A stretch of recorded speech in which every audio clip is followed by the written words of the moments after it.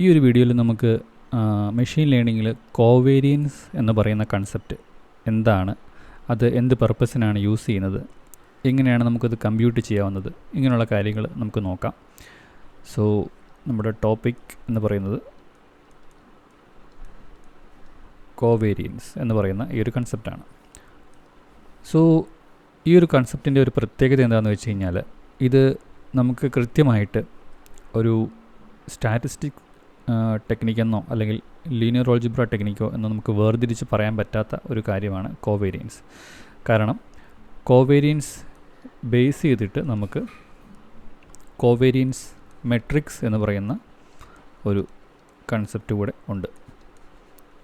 അപ്പോൾ ആക്ച്വലി അവിടെ കോവേരിയൻസ് എന്ന് പറയുന്നത് ഒരു സ്റ്റാറ്റിസ്റ്റിക്സ്, ഡിസ്ക്രിപ്റ്റീവ് സ്റ്റാറ്റിസ്റ്റിക്സിൽ വരുന്നൊരു കാര്യമാണെങ്കിൽ, അതിൻ്റെ കൂടെ ഒരു ലീനിയർ ആൾജിബ്ര കുറച്ച് കൺസെപ്റ്റുകൾ വരുമ്പോഴാണ് നമുക്ക് കോവേരിയൻസ് മെട്രിക്സ് എന്ന് പറയുന്ന കാര്യം വരുന്നത്.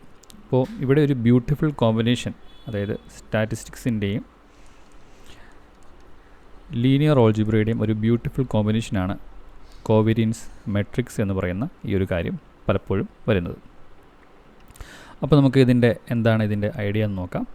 സോ നമുക്ക് വേരിയൻസ് എന്ന് പറയുന്ന കൺസെപ്റ്റുമായിട്ട് ബന്ധപ്പെടുത്തി നമുക്കിത് മനസ്സിലാക്കാം. സോ വേരിയൻസ് എന്ന് പറയുന്ന കൺസെപ്റ്റ് നമ്മൾ ഓൾറെഡി പഠിച്ചിട്ടുണ്ട്. ഇത് ഡേറ്റയുടെ സ്പ്രെഡിനെ സൂചിപ്പിക്കുന്ന ഒരു പാരാമീറ്റർ ആണ്, ഡേറ്റയുടെ സ്പ്രെഡ്. അപ്പോൾ ഫോർ എക്സാമ്പിൾ നമുക്കിപ്പം എക്സ് എന്ന് പറയുന്ന ഒരു വേരിയബിളിൻ്റെ അകത്ത് 1, 2, 3 എന്ന് പറയുന്ന വാല്യൂസ് ഉണ്ടെങ്കിൽ, വൈ എന്ന് പറയുന്ന വേരിയബിളിൻ്റെ അകത്ത് നമുക്കുള്ളത് 10, 20, 30 ഇങ്ങനെയാണെന്ന് വിചാരിക്കുക. സോ ഏതിലായിരിക്കും കൂടുതൽ സ്പ്രെഡ് ഉള്ളത് എന്ന് ചോദിച്ചു കഴിഞ്ഞാൽ ഒബ്വിയസ്ലി വൈയിലായിരിക്കും കമ്പയർഡ് ടു എക്സ് കൂടുതൽ ഡേറ്റയുടെ സ്പ്രെഡ് ഉള്ളത്. അപ്പോൾ ഇത് കമ്പ്യൂട്ട് ചെയ്യാനായിട്ട് നമുക്ക് ഒരു ഇക്വേഷനൊക്കെ ഉണ്ട്, വേരിയൻസിൻ്റെ ഇക്വേഷൻ. അപ്പോൾ അതിൻ്റെ നൊട്ടേഷൻ വരുന്നത് സിഗ്മ ഓഫ് എക്സ്, എക്സിൻ്റെയാണ് വേരിയൻസ് കമ്പ്യൂട്ട് ചെയ്യുന്നതെന്നുണ്ടെങ്കിൽ സിഗ്മ ഓഫ് എക്സ് സ്ക്വയർ എന്നുള്ള രീതിയിലാണ് നമ്മളതിനെ പറയുന്നത്. അതായത് ഓരോ എക്സ് ഐ വാല്യൂയിൽ നിന്നും അതിൻ്റെ ആവറേജ് വാല്യൂ മ്യൂ എക്സ് നമ്മൾ കുറയ്ക്കുന്നു, ഇതിൻ്റെ സ്ക്വയർ കമ്പ്യൂട്ട് ചെയ്തിട്ട് അത് സം ചെയ്യുന്നു, ദെൻ അതിൻ്റെ അതിൻ്റെ ആവറേജ് എടുക്കുന്നു. അതായത് ഓരോ എക്സ് ഐ വാല്യൂവും അതിൻ്റെ മീൻ വാല്യൂയിൽ നിന്നുള്ള ഡിഫറൻസിൻ്റെ സ്ക്വയേർഡ് ആവറേജാണ് സ്ക്വയേർഡ് വാല്യൂസിൻ്റെ ആവറേജാണ് നമ്മൾ വേരിയൻസ് എന്നുള്ള രീതിയിൽ പറയുന്നത്. അപ്പം വേരിയൻസിൻ്റെ തന്നെ square root sigma of x വരുന്നതാണ് നമ്മൾ സ്റ്റാൻഡേർഡ് ഡീവിയേഷൻ എന്നുള്ള രീതിയിലും പറയുന്നത്.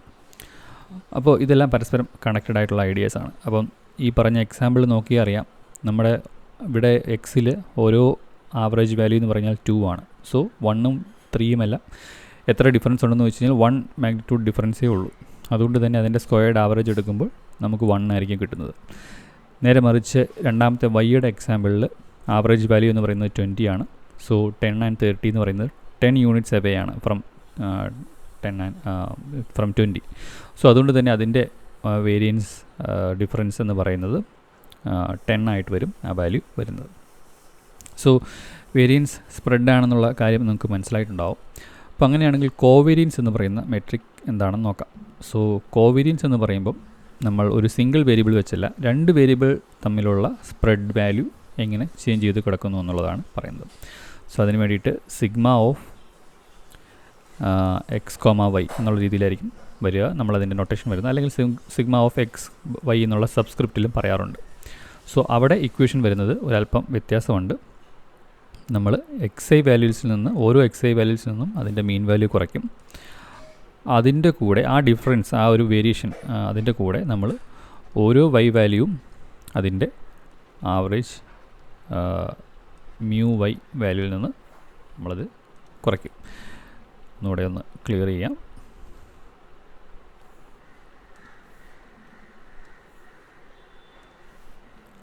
സോ മ്യൂ വൈ, അതിനുശേഷം ഇതിൻ്റെ ആവറേജ് എടുക്കുന്നതാണ്. അതായത് ടോട്ടൽ സം എടുക്കുന്നു divided by total number of samples. അപ്പോൾ ഇവിടെ ശ്രദ്ധിക്കേണ്ട കാര്യം, എക്സും വൈയും തമ്മിലുള്ള കോവേരിയൻസ് കമ്പ്യൂട്ട് ചെയ്യുമ്പം എക്സിലും വൈയിലും സെയിം നമ്പർ ഓഫ് എലമെൻറ്റ്സ് ആയിരിക്കണം ഉണ്ടായിരിക്കേണ്ടത്. അതായത് എക്സിൽ ഇപ്പോൾ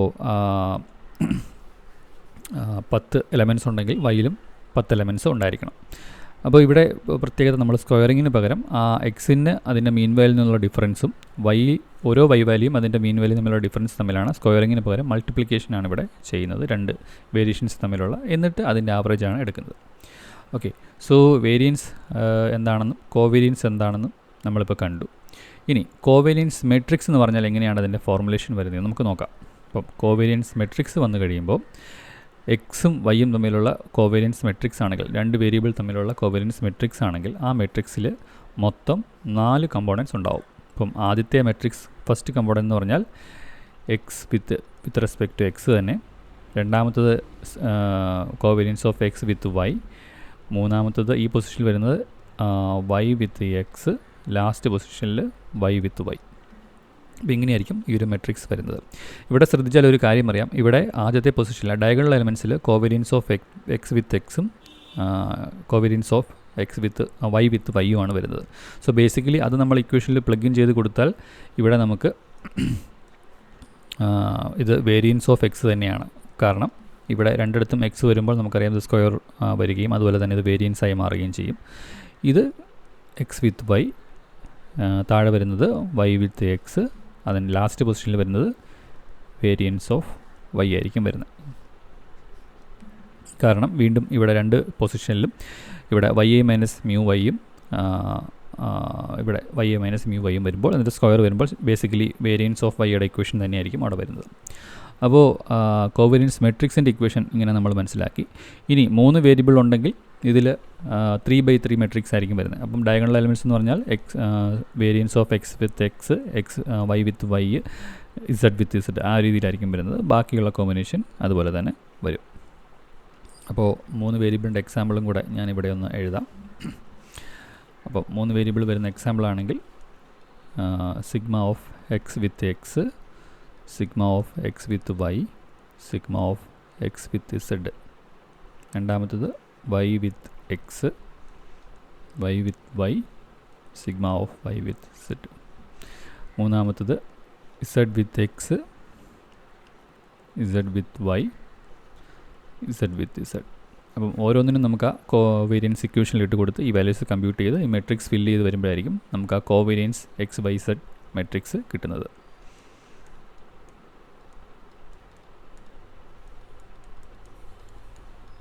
ഓക്കെ, സോ നമ്മൾ കോവേരിയൻസ് മെട്രിക്സ് എന്താണെന്നും വേരിയൻസ് എന്താണെന്നും ഒക്കെ നമ്മൾ കണ്ടു.